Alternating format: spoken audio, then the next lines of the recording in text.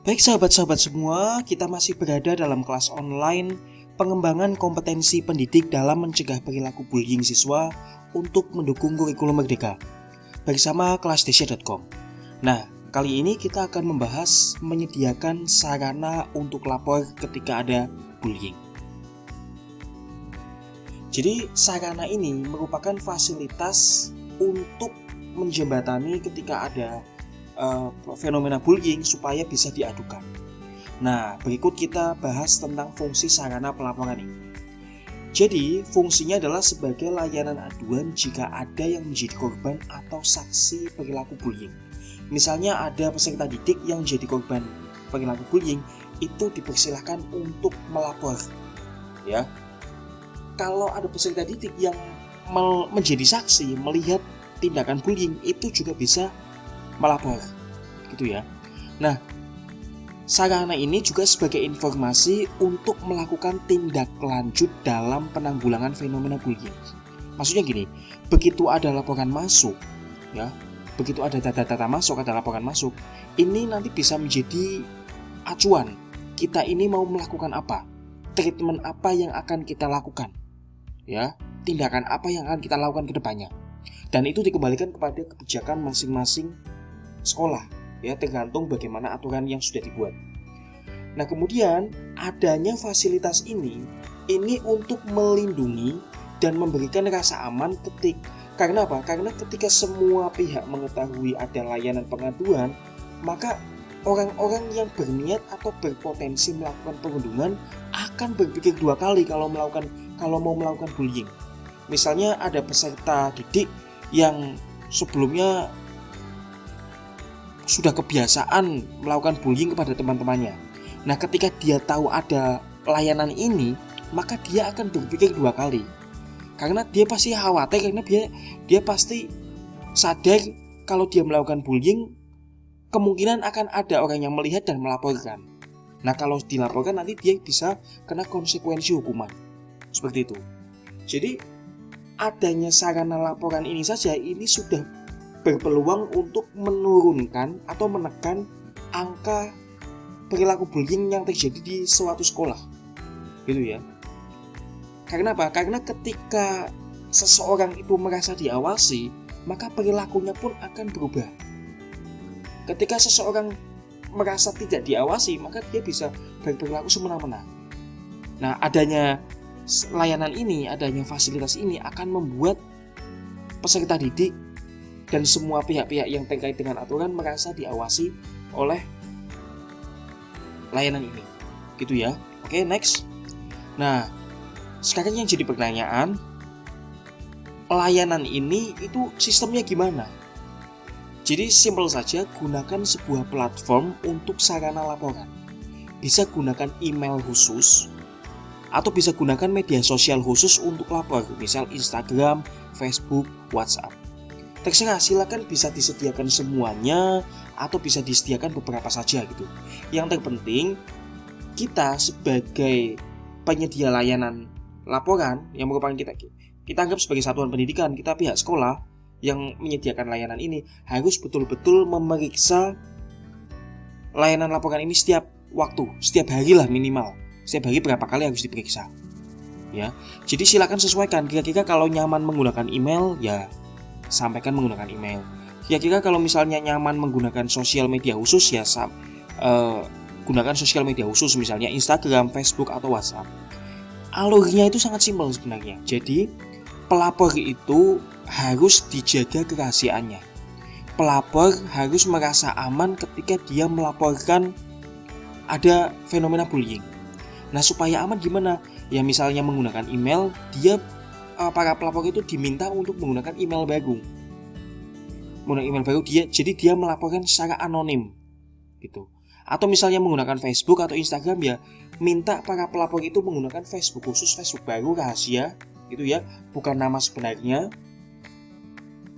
Yang mana Facebook itu atau akun sosial media itu khusus digunakan untuk melapor, gitu. Atau bisa juga gunakan WhatsApp. Gunakan WhatsApp khusus misalnya. Atau kalau WhatsApp kan nggak mungkin ya gonta-ganti nomor ya sebenarnya nomor asli pun nggak masalah. Yang penting kita sebagai penyelenggara atau sebagai sekolah ya, selaku pemilik atau pembuat layanan ini, itu harus betul-betul menjaga keamanan dan kerahasiaan pelapor ya. Itu. Jadi ini berikutnya adalah ketentuan sarana laporan. Pertama, rahasia pelapor harus terjamin aman ya.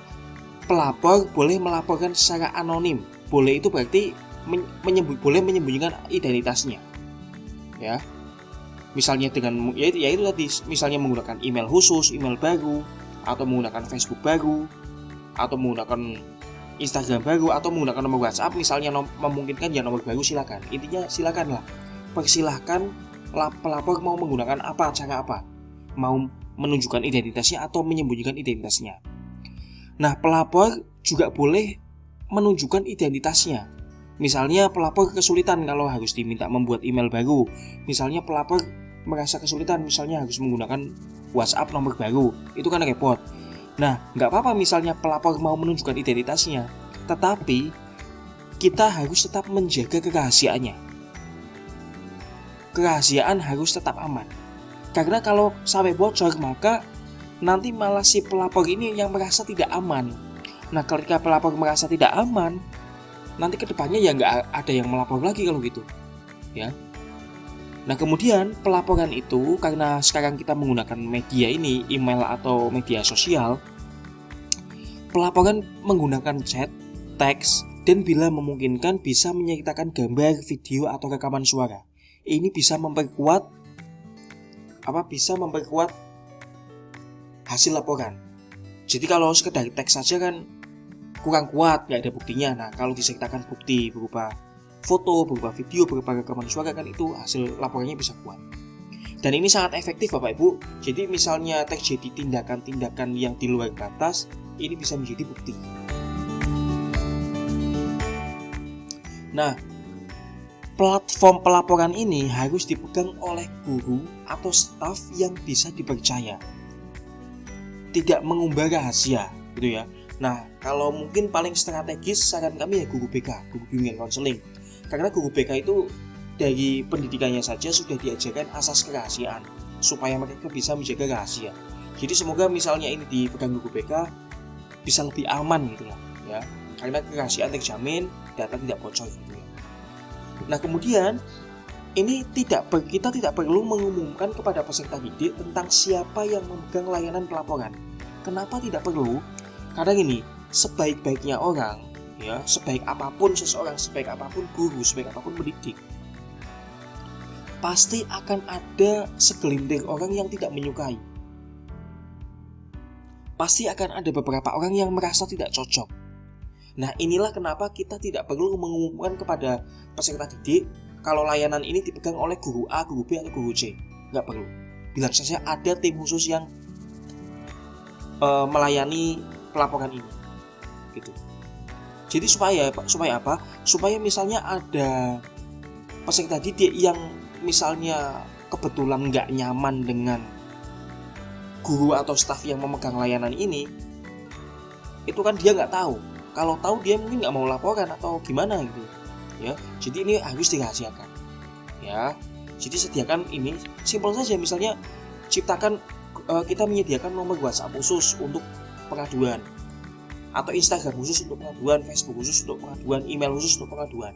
Tapi sebenarnya kalau paling simpel ya untuk saat ini, paling simpel dan semua orang itu gampang ya WhatsApp sebenarnya. Jadi sediakan nomor WhatsApp khusus untuk pelayanan laporan. Itu paling simpel itu. Maksudnya pengiriman datanya juga cepat, pengiriman misalnya mau ngirim video atau foto atau rekaman suara juga bisa gitu. Jadi lebih simpel lah gitu ya. Atau ya itu, tapi terserah tergantung sekolah masing-masing kebijakannya mau menggunakan apa. Tapi saran saya ya yang memudahkan peserta didik untuk melapor gitu ya. Jangan dipersulit lah. Kalau dipersulit nanti malah nggak ada laporan masuk gitu. Nah, setelah kita membuat layanan ini jangan hanya sekedar dibuat, tetapi wajib disosialisasikan.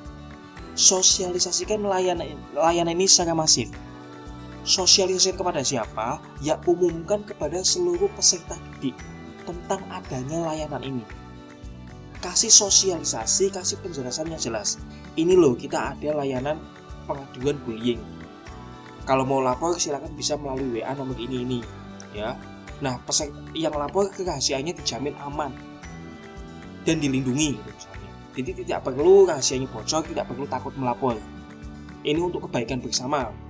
Nah, kalau sudah dilaporkan seperti ini anak-anak yang biasanya suka melakukan bully itu kan akan berpikir 2 kali. Waduh, ini kalau aku mau jahil lagi sama temen, kayaknya nggak bisa nih, nanti takut ada yang melaporkan, seperti itu.